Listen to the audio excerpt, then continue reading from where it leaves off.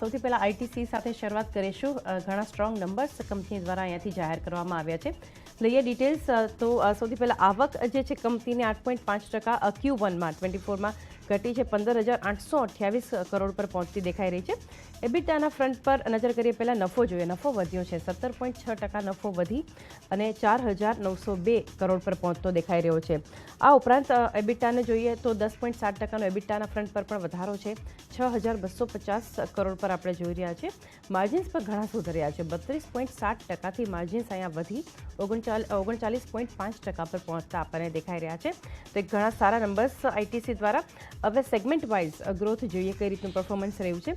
તો tobacco front પર સૌથી પહેલાં જોઈએ તો અને સિગરેટના ફ્રન્ટ પર જોઈએ. બંને જે છે અહીંયાથી સેગમેન્ટનું પરફોર્મન્સ રેવન્યુ 13% અહીંયાથી વધી અને 7,465 કરોડ પર જોઈ રહ્યા છે.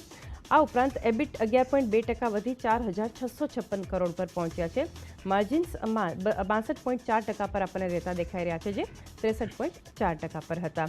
એફએમસીજી અન્ય સેગમેન્ટનું જોઈએ તો એફએમસીજી રેવન્યુ 16% વધ્યો છે. એબિટ માર્જિન્સ 380 બેસિસ પોઈન્ટનો અહીંયા અપફ્રન્ટ પર વધારો જોઈ રહ્યા છીએ. નોટબુક સેલ્સમાં પણ એક સતત સ્ટ્રોંગ ગ્રોથ આપણને જોવા મળી રહ્યો છે. આ ઉપરાંત નજર કરીએ એફએમસીજી સેગમેન્ટમાં તો રેવન્યુ 16.1% વધી 5,166 કરોડ પર છે. એબિટ 111.3%નો વધારો થયો છે, 430 કરોડની આસપાસ પહોંચ્યા છે. જ્યારે માર્જિન્સ જે છે 4.6%થી સુધરી 8.3% પર આપણને રહેતા દેખાઈ રહ્યા છે. તો એક આ સેગમેન્ટમાં પણ સારો ગ્રોથ છે. અન્ય સેગમેન્ટ હોટલ સેગમેન્ટ પર નજર કરીએ તો આવક 8.1% વધી છે. હોટલ સેગમેન્ટની 600 કરોડની આસપાસ પહોંચી છે વધીને. એબિટ 17% વધ્યા છે 131 કરોડ પર. જ્યારે માર્જિન્સમાં જોઈએ હોટલ સેગમેન્ટમાં પણ માર્જિન્સમાં એક સુધારો આપણને દેખાઈ રહ્યો છે, 20.2%થી માર્જિન્સ વધી અને 21.9% પર પહોંચ્યા છે. તો આ સેગમેન્ટ દ્વારા પણ એક સારું પરફોર્મન્સ જોઈએ. પેપર સેગમેન્ટનું કેવો અહીંયાથી દેખાવ રહ્યો છે. આવક 6.5% ઘટી છે, 2,120 કરોડ પર પહોંચી છે. એબિટ જોઈએ તો ત્યાં પણ લગભગ 22.9%નો ઘટાડો છે, 472.5 કરોડ પર છે. જ્યારે માર્જિન્સ 27%થી ઘટી અને આપણને 22.3% પર રહેતા દેખાઈ રહ્યા છે. તો એક આનો અહીંયા આ રીતે પેપર સેગમેન્ટમાં થોડું એક નરમાશ જોઈ રહ્યા છે. એગ્રી સેગમેન્ટમાં આપણે નજર કરીએ. આવક 23.7% ઘટી છે, 5,705 કરોડ પર આપણને રહેતી દેખાઈ રહી છે. એબિટ 25.3% વધી અને અહીંયાથી 356 કરોડ પર પહોંચતા દેખાઈ રહ્યા છે. જ્યારે માર્જિન્સમાં એક ખાસો સુધાર એગ્રી સેગમેન્ટમાં આપણને દેખાઈ રહ્યો છે, 3.8%થી વધી સુધરી અને 6.2% પર. તો એક સ્ટ્રોંગ નંબર્સનું રિએક્શન આજે આવશે. બ્રોકરેજ હાઉસીસ કઈ રીતે આ નંબર્સને જોઈ રહ્યા છે નજર કરીએ. જેપી મોર્ગન આઈટીસી પર ઓવરવેટનું રેટિંગ આપે છે 475 પ્રતિ શેરના લક્ષ્યાંકની સાથે. અને Q1 એબિટા સિગરેટ સેગમેન્ટ જે છે અન્ય એફએમસીજી સેગમેન્ટ તેઓ ઇનલાઇન ગણી રહ્યા છે. CLSએ આઉટપરફોર્મનું રેટિંગ આપ્યું છે 480 પ્રતિ શેરના લક્ષ્યાંકની સાથે. બેંક ઓફ અમેરિકા ખરીદદારીની સલાહ આપે છે, તેઓએ 500 લક્ષ્યાંક આપ્યા છે આઈટીસી પર. ગોલ્ડમેન સેશ ખરીદદારીની સલાહ સાથે તેમના દ્વારા પણ 500ના લક્ષ્યાંક આપવામાં આવે છે. જ્યારે જેફરીઝ ખરીદદારીની સલાહ આપે છે 530ના લક્ષ્યાંકની સાથે. મોર્ગન સ્ટેનલી ઓવરવેટનું રેટિંગ અને લક્ષ્યાંક તેઓએ વધારી અને 493 પ્રતિ શેરના કર્યા છે. ફોકસમાં આઈટીસી. અન્ય અપડેટ જે છે વિન્ડફોલ ટેક્સને લઈને કાઉન્ટર્સ અમુક ફોકસમાં રહેવાના છે, કારણ કે જે ટેક્સમાં બદલાવ કરવામાં આવ્યો છે. ક્રૂડ પેટ્રોલિયમ પર વિન્ડફોલ ટેક્સ વધારવામાં આવ્યો છે, 4,250 પ્રતિ ટનથી વધારી 7,100 પ્રતિ ટન કરવામાં આવ્યો છે. ડીઝલ પર સ્પેશિયલ એડિશનલ એક્સાઇઝ ડ્યુટી વધારી છે, એ ઘણું મહત્વનું છે. ₹1 પ્રતિ લીટરથી વધારી ₹5.5 પ્રતિ લીટર કરવામાં આવ્યું છે. એટીએફ પર સ્પેશિયલ એડિશન એક્સાઇઝ ડ્યુટી જે છે એ ₹2 પ્રતિ લીટર વધારવામાં આવી છે. તો ONGC, Reliance, oil India, HPCL, BPCL જેવા સ્ટોક્સ જે છે ખાસ કરીને આજે રિએક્ટ કરી શકે છે, ફોકસમાં રાખીશું. ઇન્ડિગોના કાઉન્ટર પર આવીએ.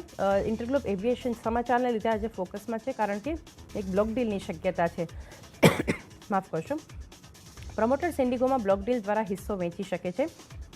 રાકેશ ગંગવાલ અને શોભા ગંગવાલ બ્લોક ડીલ દ્વારા શેર્સ વેચી શકે છે અને બ્લોક ડીલ દ્વારા 1.56 કરોડ શેર્સ જે છે તેઓ વેચી શકે છે 2,400 પ્રતિ શેરના ભાવ પર. આ ખાસ ફોકસમાં રહેશે. માફ કરશો.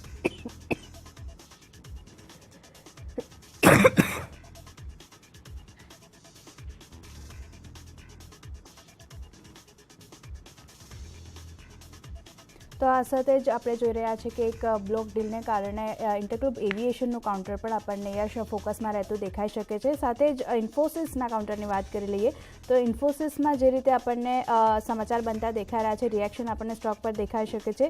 લિબર્ટી ગ્લોબલ પાસેથી લગભગ 1.5 અબજ ડોલરની જે ડીલ છે, યુરોની ડીલ જે છે તે આપણને થતી દેખાઈ રહી છે ઇન્ફોસિસ તરફથી. શરૂઆતમાં 5 વર્ષની ડીલ જેને 8 વર્ષ સુધી લંબાવી શકાશે અને 8 વર્ષ સુધી ડીલની અનુમાનિત વેલ્યુ જે છે તે લગભગ 2.3 બિલિયન યુરો જે છે તે આપણને રહેતી દેખાઈ શકે છે.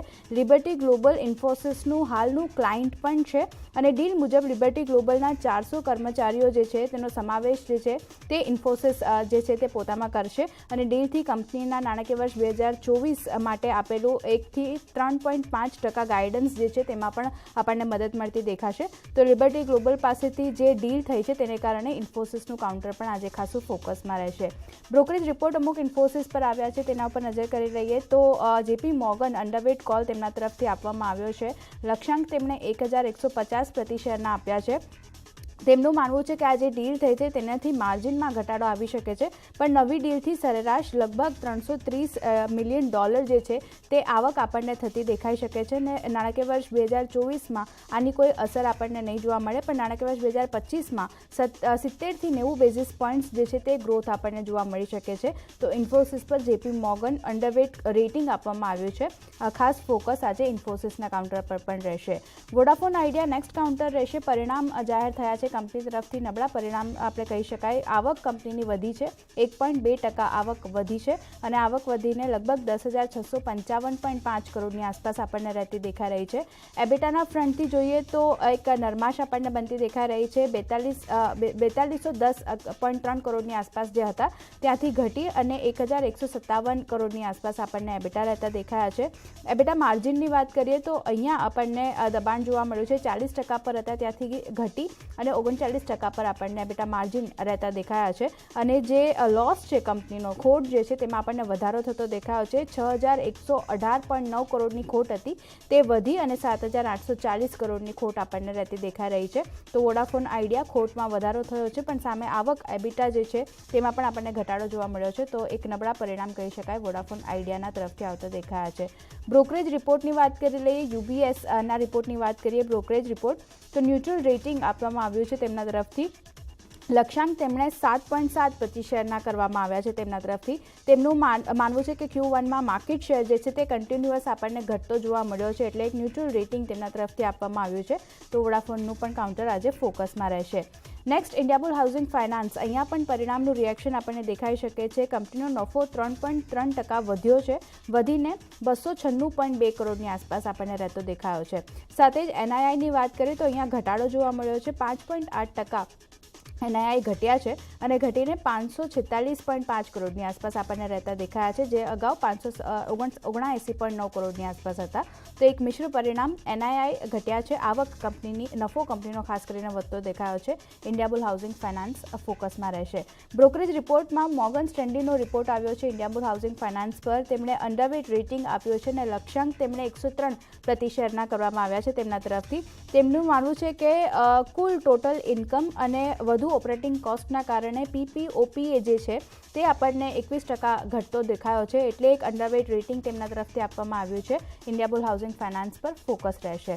સાથે જ હિન્દુસ્તાન કોપરની વાત કરીએ તો અહીંયા પણ પરિણામનું રિએક્શન દેખાઈ શકે છે. કંપનીની આવકની વાત કરીએ 6%નો વધારો જોવા મળ્યો છે આવકમાં અને લગભગ વધીને 371 કરોડની આસપાસ કંપનીની આવક દેખાઈ જોવા મળી આપણને. એબિટા 26% સામે ઘટ્યા છે અને ઘટીને આપણને 93.17 કરોડની આસપાસ રહેતા દેખાયા છે, જે અગાઉ 126 કરોડની આસપાસ હતા. માર્જિનની વાત કરીએ અહીંયા પણ ઘટાડો છે. 36.34%ની સામે માર્જિન ઘટી અને 25.11% પર રહેતા દેખાયા છે. જ્યારે અન્ય એક્સપેન્સીસની વાત કરીએ અહીંયા 48%નો વધારો છે અને વધીને 175 કરોડની આસપાસ આપણને અધર એક્સપેન્સીસ જે છે તે રહેતા દેખાયા છે. એમ્પ્લોય કોસ્ટમાં 12%નો ઘટાડો જોવા મળ્યો છે અને ઘટીને 62.8 કરોડ પર રહેતા દેખાયા છે.